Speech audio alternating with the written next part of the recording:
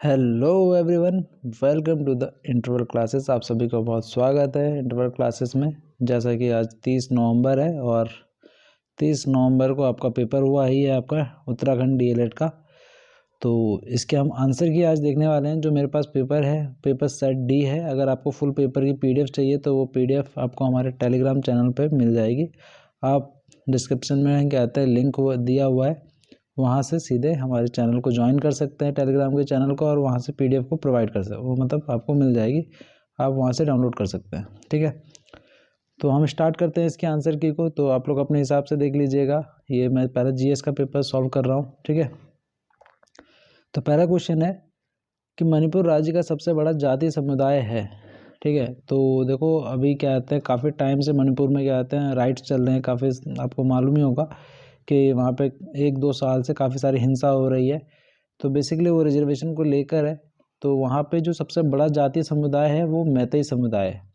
ठीक है ना, तो ये ध्यान रखना हमें कि वहाँ से क्वेश्चन आना लाजमी है इस पेपर में ही नहीं, आगे कोई भी अगर आपका एग्ज़ाम है तो उस रीजन को, उसके टेरिटरी से रिलेटेड कोई भी सवाल होगा तो आपको पूछा जा सकता है आने वाले एग्ज़ाम्स में। अगला क्वेश्चन है हमारा, निम्नलिखित में से किस वाद्य यंत्र को उत्तराखंड का राज्य वाद्य यंत्र घोषित किया गया है? तो जो आपका ढोल है उसे क्या आता है उत्तराखंड का राज्य वाद्य यंत्र घोषित किया गया है। ठीक है, अगले प्रश्न की बात करते हैं हम कि दूध का दही के रूप में जमने का कारण है। ठीक है, तो दूध का जो दही में क्या होता है रूपांतरण होता है, चेंज होता है, वो इसमें एक तरीके का लैक्टोबैसिलस पाया जाता है, जीवाणु होता है ये, और ये क्या काम करता है, इसे चेंज करने का काम करता है, दूध से दही बनाने का काम करता है। तो बेसिकली वही आपसे पूछा भी था। अगला क्वेश्चन है हमारे पास कि भारतीय राष्ट्रीय कांग्रेस के सबसे पहली महिला अध्यक्ष कौन थी? तो सबसे पहली जो महिला अध्यक्ष बनती हैं वो एनी बेसेंट बनती हैं। ठीक है, और सेकंड जो बनती है वो आपकी सरोजिनी नायडू बनती हैं। तो आपसे सबसे पहली पूछा था, तो इसका राइट आंसर क्या हो जाएगा, एनी बेसेंट। अगला क्वेश्चन देखते हैं हम, भारत में सर्वाधिक चाय उत्पादन करने वाला राज्य है। तो सबसे सर्वाधिक जो चाय का उत्पादन करता है वो हमारे यहाँ पे भारत में आसाम राज्य है, सबसे अधिक चाय का उत्पादन करता है।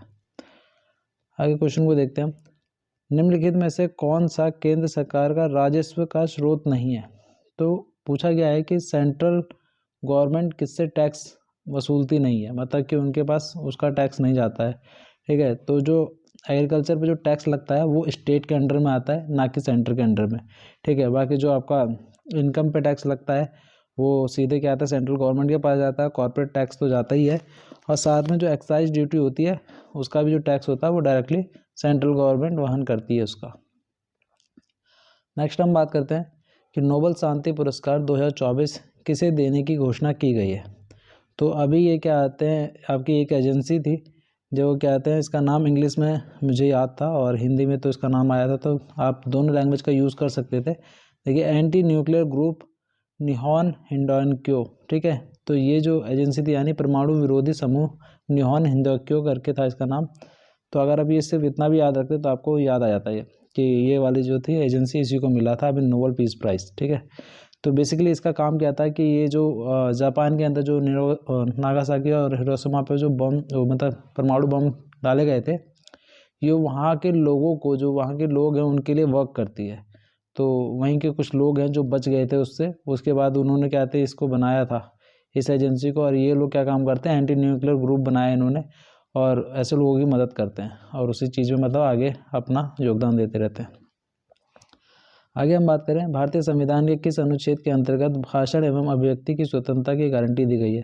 तो आर्टिकल 19 के 1 में आपके क्या आता है, वाक्य एवं अभिव्यक्ति की स्वतंत्रता है, यानी कि आपकी जो बोलने की स्वतंत्रता है वो इसी के अंदर दी गई है। ठीक है, तो अभिव्यक्ति यानी एक्सप्रेस करना खुद को, उसकी भी स्वतंत्रता इसी के अंदर आती है। ठीक है, फ्रीडम ऑफ स्पीच की जो हम बात करते हैं।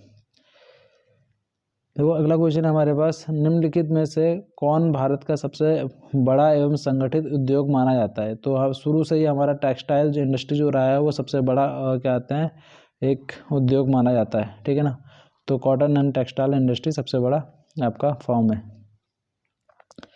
आगे बात करते हैं हम क्वेश्चन नंबर 10 की, निम्न में से कौन सा देश विश्व में मसालों के लिए सबसे प्रमुख उत्पादक देश है? तो ऑब्वियस सी बात है, ये तो भारत ही है, आप लोग लगा सकते थे आराम से आंसर।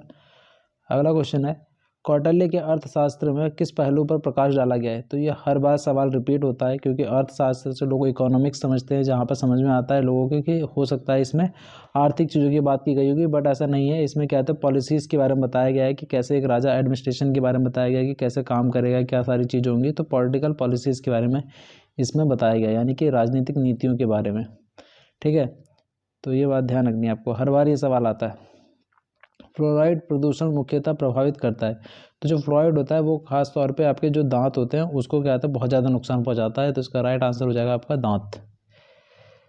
कौन सा बैंक कृषि एवं ग्रामीण वित्त की आवश्यकताओं तक सीमित है? तो नाबार्ड की जो फुल फॉर्म है वही नेशनल एग्रीकल्चर बैंक ऑफ कहते हैं, ऐसे करके है इसकी फुल फॉर्म। तो नाबार्ड इसके लिए वो इसकी आवश्यकता मतलब जो एग्रीकल्चर से रिलेटेड जो चीज़ें होती हैं उसी के लिए ये जाना जाता है। इसकी फुल फॉर्म है शायद national agriculture bank of, I think मुझे आगे याद नहीं, फिर रूरल डेवलपमेंट है ROD से। अगर किसी को फुल फॉर्म पूरी देखनी है तो गूगल सर्च कर सकता है, ईजिली मिल जाती है। ठीक है, अब मैं आपको नेक्स्ट बता दूं, राजपूताना के निम्न राज्यों में से किसने अकबर की संप्रभुता स्वीकार नहीं की थी? तो देखो, मेवाड़ ने नहीं की थी। मेवाड़ के जो राजा थे आपके क्या आते हैं, महाराणा प्रताप सिंह। ठीक है ना, इन्होंने क्या आते हैं इसको स्वीकार नहीं किया था। किसको? अब मुगल अकबर की जो संप्रभुता थी उसको स्वीकार नहीं किया था इन्होंने, महाराणा प्रताप ने। आगे हम बात करें, निम्न में से किस वर्ष में मुस्लिम लीग ने एक पृथक राष्ट्र की संकल्पना यानी पाकिस्तान प्रस्ताव को स्वीकार किया था? तो 1940 का टाइम था और ये 22 से 24 मार्च के बीच में हुआ था। ठीक है, आगे हम बात करते हैं, त्वचा कैंसर में वृद्धि एवं उच्च उत्परिवर्तन दर परिणाम है। तो देखो, जो ये आपकी जो त्वचा कैंसर में जो वृद्धि हो रही है इसके बारे में हम काफ़ी बार पढ़ते हैं कि जो ओजोन लेयर का डिप्रेशन हो रहा है, यानी कि ओजोन लेयर जो हमारी ख़त्म होती चली जा रही है, उसकी वजह से जो UV रेज हैं उससे हमारा क्या हो रहा है कि त्वचा कैंसर के केसेस ज़्यादा बढ़ रहे हैं। तो वही आपसे पूछा गया था, घुमा फिरा के वही क्वेश्चन था, आपने कई बार पढ़ा होगा इसे। ठीक है, उत्तराखंड में निम्नलिखित में से किस फसल की खेती का क्षेत्रफल अधिकतम है? तो सबसे पहले गेहूँ आता है हमारा। ठीक है, फिर उसके बाद आई थिंक चावल है, फिर गन्ना है। ठीक है, तीसरे नंबर पे। नेक्स्ट बात करते हैं, उत्तराखंड का दूसरा सबसे ऊंचा पर्वत शिखर कौन सा है? तो देखो, सबसे पहला तो आपका नंदा देवी है और दूसरे नंबर पे कौन सा है? कामेट है। तो आपको याद रखना था, दूसरा पूछा गया है यहाँ पर। ठीक है, नेक्स्ट क्वेश्चन हमारा, किसने मुगल साम्राज्य की राजधानी को आगरा से दिल्ली स्थानांतरित किया था? तो ये आपका शाहजहां ने किया था। निम्नलिखित में से कौन सा एक उष्णकटिबंधीय चक्रवात नहीं है? तो जो गरजता चालीसा है, यानी कि गरजता चालीसा इसलिए बोलते हैं क्योंकि 40 डिग्री पे, और 40 डिग्री पे आपका ट्रॉपिकल रीजन नहीं आता, यानी कि आपका उष्णकटिबंधीय वाला रीजन नहीं आता है। तो इसी से ही आपको बड़ा आसानी थी इसमें आंसर लगाने के लिए कि गरजता चालीसा इसका राइट आंसर है। ठीक है, कि उष्णकटिबंधीय वाला नहीं है। भूदान आंदोलन के प्रवर्तक कौन थे? तो ये आपके विनोबा भावे थे, जो भूदान आंदोलन के प्रवर्तक थे। अगला क्वेश्चन है हमारे पास कि भारत के उच्चतम न्यायालय में न्यायाधीशों की संख्या में वृद्धि करने की शक्ति किसमें निहित है? तो इसकी जो वृद्धि करने की जो शक्ति है वो आपकी संसद के पास है। पृथ्वी पर सबसे अधिक मात्रा में पाए जाने वाला धातु तत्व है? तो देखो, पृथ्वी पर सबसे ज़्यादा जो पाया जाता है, ठीक है, और बात हो रही है पृथ्वी पर। ठीक है, तो पृथ्वी यानी कि आपकी जो सॉइल है उसके ऊपर आपके जो सबसे ज़्यादा पाया जाता है वो एल्युमिनियम पाया जाता है। ठीक है ना, तो ऐसे ध्यान रखना है, धातु तत्व की बात हो रही है तो सबसे ज़्यादा आपका एल्युमिनियम पाया जाता है। भारत में आम जनता की इंटरनेट तक पहुंच कब हुई थी? तो ये 15 अगस्त 1995 को क्या कहते हैं इंटरनेट तक पहुंच हो गई थी। अगला क्वेश्चन हमारा, निम्न में से किस राज्य में अनुसूचित जाति का सबसे अधिक प्रतिशत पाया जाता है? तो परसेंटेज वाइज पूछ रहे हैं, तो परसेंटेज वाइज सबसे ज़्यादा पंजाब के अंदर है, और अगर आपसे क्या कहते हैं जनसंख्या वाइज पॉपुलेशन वाइज पूछते तो उत्तर प्रदेश था उसका आंसर। ठीक है, आगे हम बात करते हैं, वर्तमान में उत्तराखंड की GDP में सर्वाधिक योगदान किस क्षेत्र का है? तो द्वितीयक क्षेत्र का योगदान सबसे ज़्यादा है, और अगर आपसे इंडिया का पूछता है तो इंडिया का टर्सरी सेक्टर का योगदान इंडिया में सबसे ज़्यादा GDP में, और उत्तराखंड का क्योंकि पूछा तो उत्तराखंड में सेकेंडरी सेक्टर का सबसे ज़्यादा योगदान है, यानी कि द्वितीयक क्षेत्र का। 1 गीगाबाइट डेटा बराबर होता है तो आपका 1024 मेगाबाइट के बराबर होता है। काफ़ी इजी क्वेश्चन था ये। भारत में सबसे पहले एक जैवमंडलीय आरक्षित क्षेत्र की स्थापना की गई थी। सबसे पहला जो जैवमंडलीय आरक्षित क्षेत्र था वो नीलगिरी था। ठीक है, 1986 में इसकी स्थापना कर दी जाती है।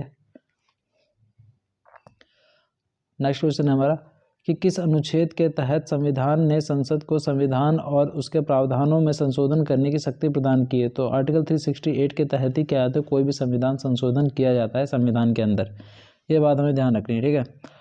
तो ये रहा आपका।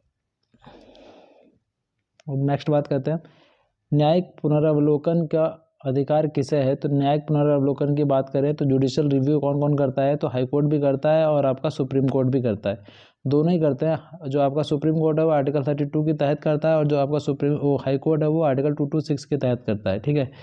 और दोनों पास बहुत पावर्स हैं इस चीज़ में, लेकिन हाई कोर्ट के पास इसमें क्या आता है, पर्टिकुलर केस में ज़्यादा पावर होती है। नेक्स्ट बात करें हम, भारत के संविधान में कल्याणकारी राज्य का आदर्श किस में निहित है। तो राज्य की नीति निर्देशक तत्व के अंदर क्या आता है, राज्य को कल्याणकारी होना चाहिए, ये बताया गया आर्टिकल 38 में है शायद, उसमें बताया गया है आपका कि क्या आते हैं, कल्याणकारी राज्य की बात की गई है। किस दिन विश्व एड्स दिवस मनाया जाता है, तो आपका 1 दिसंबर को विश्व एड्स दिवस मनाया जाता है, यानी कि आपका जो कल है उस दिन क्या आता है, विश्व एड्स दिवस मनाया जाएगा। निम्नलिखित में से कौन सा सही युग्म सही सम्मिलित नहीं है, ठीक है, आपसे पूछा था नहीं है।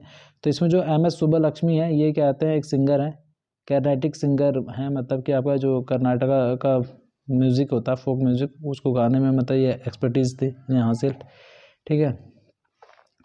टाइफाइड में शरीर का कौन सा अंग प्रभावित होता है, तो इसमें सबसे ज़्यादा प्रभावित होता है वो अंग, वो आंत होती है, ठीक है। नेक्स्ट बात करें हम कि रुपए जारी किसने किया है, तो ये आपका NPCI, ठीक है ना, NPCI ने जारी किया है, यहाँ पे आप देख सकते हैं, national payment corporation of India limited. Bharat में राष्ट्रीय आय की गणना कौन करता है, तो CSO करता है, सेंट्रल स्टैटिस्टिकल ऑर्गेनाइजेशन, यानी केंद्रीय सांख्यिकी संगठन, ठीक है। तो ये करता है आपका जो भी क्या कहते हैं, राष्ट्रीय आय की गणना होती है। अगला क्वेश्चन है हमारा, निम्नलिखित में से किस शासक के पास शक्तिशाली नौसेना थी। तो जो चोलास थे इनके पास सबसे ज़्यादा शक्तिशाली क्या थे, नौसेना थी सबसे शक्तिशाली। सांची स्तूप का निर्माण किसने किया है, तो अशोक ने सांची स्तूप का निर्माण किया था। निम्नलिखित में से कौन सा एक सम्मिलित नहीं है, तो देखो वर्नाकुलर प्रेस एक्ट जो है वो लॉर्ड कर्जन के टाइम का नहीं है, वो उससे पहले आ गया था, ठीक है ना, बाकी सारी चीज़ें सम्मिलित हैं। एक बार आप इसे चेक भी कर सकते हैं 39 क्वेश्चन को, वैसे मेरे हिसाब से यही इसका राइट आंसर है। सबसे स्थिर पारिस्थितिकी तंत्र है, तो महासागरों में सबसे स्थिर जो है आपका इकोसिस्टम होता है, सबसे ज़्यादा स्टेबल होता है। और NEP 2020 के अध्यक्ष कौन थे, तो आपके के कस्तूरीरंगन जो थे, ये क्या थे, NEP 2020 के चेयरमैन थे। वर्ष 2024 में क्या कहते हैं, जो दादा साहेब फाल्के अवार्ड है वो किसे मिला है, तो मिथुन चक्रवर्ती को मिला है, ठीक है ना। आपने काफ़ी ज़्यादा न्यूज़पेपर में भी हाईलाइट देखी होगी इनकी, कि काफ़ी ज़्यादा फेमस हो गए थे। निम्नलिखित में से किस देश में ब्रिक्स शिखर सम्मेलन 2024 आयोजन किया गया, तो ये आपका कजान के अंदर हुआ है, ठीक है। कजान जो जगह है वो रशिया के अंदर पड़ती है, रूस में यानी कि, ठीक है। तो यहाँ पे मोदी जी की और क्या कहते हैं पुतिन की हंसते हुए एक वीडियो बहुत ही ज़्यादा वायरल हुई थी, जहाँ पे दिखाया गया था कि कितनी फ्रेंडली कंट्री है रशिया हमारे साथ, भारत के साथ, और इनके मतलब रिश्ते कितने अच्छे हैं, ठीक है। तारपीन का तेल प्राप्त किया जाता है, तो ये आपका चीड़ से प्राप्त किया जाता है तारपीन का तेल। लोकसभा में अविश्वास प्रस्ताव प्रस्तुत करने के लिए कितने सांसदों का समर्थन की आवश्यकता होती है, तो ये 50 अगर आपके पास सांसद हैं तो आप क्या कहते हैं अविश्वास प्रस्ताव को ला सकते हैं, ठीक है। और उसको पारित कराने के लिए आपको बहुमत चाहिए होगा, लेकिन क्या कहते हैं सिर्फ प्रस्ताव लाना है तो आपको 50 सांसदों की जरूरत होती है। मोबाइल फ़ोन का आविष्कार किसने किया था, तो मार्टिन कूपर ने मोबाइल फ़ोन का आविष्कार किया था, ठीक है। और पूछा है आपसे सिडकुल का क्या कहते हैं मुख्यालय कहाँ पर, हेडक्वार्टर कहाँ पर है, तो ये आपका देहरादून के अंदर है। उत्तराखंड के किस जिले को मालवा भूस्खलन आपदा घटित हुई थी, तो ये आपकी पिथौरागढ़ में हुई थी। आगे बात करते हैं हम, नेक्स्ट क्वेश्चन हमारा, निम्नलिखित में से किस नदी का नदी बेसिन भारत में सबसे बड़ा है, तो सबसे बड़ा नदी बेसिन की बात करें भारत के अंदर, तो वैसे तो देखो सबसे बड़ा नदी बेसिन जो है वो ब्रह्मपुत्र नदी भी बनाती है, लेकिन क्या कहते हैं भारत में पूछा गया है, तो भारत में सबसे बड़ा नदी बेसिन किसका है, गंगा का है, ठीक है ना। ऐसे आप देखोगे तो जो क्या कहते हैं गंगा और ब्रह्मपुत्र जब मिलती हैं तो वो बांग्लादेश के अंदर भी एक बहुत बड़ा नदी बेसिन बनाती हैं, लेकिन अगर आप देखोगे वैसे भारत के अंदर पूछा गया है तो गंगा क्या कहते हैं आपका सबसे बड़ा नदी बेसिन बनाती है, ठीक है, इसीलिए वो भारत में पूछा गया है। अगला प्रश्न हमारा है, भारत सरकार अधिनियम 1935 के निम्नलिखित में से कौन सी विशेषता नहीं है। तो देखो ये जो था आपका प्रांतों में द्वैत शासन की जो बात थी वो क्या कहते हैं 1919 के एक एक्ट में आई थी, ना कि 1935 के एक्ट में। ठीक है, तो ये इसका राइट आंसर है। तो जीएस के 50 क्वेश्चन हमने कंप्लीट कर लिए हैं। नेक्स्ट वीडियो में हम क्या कहते हैं आपके रीजनिंग के क्वेश्चंस को देखेंगे, और अगर आपको टीचिंग एप्टीट्यूड के भी आंसर्स चाहिए होंगे तो आप कमेंट करके मुझे बता सकते हैं। और वीडियो अगर आपको अच्छी लगी हो तो लाइक शेयर सब्सक्राइब कर दीजिएगा। ठीक है, थैंक यू सो मच।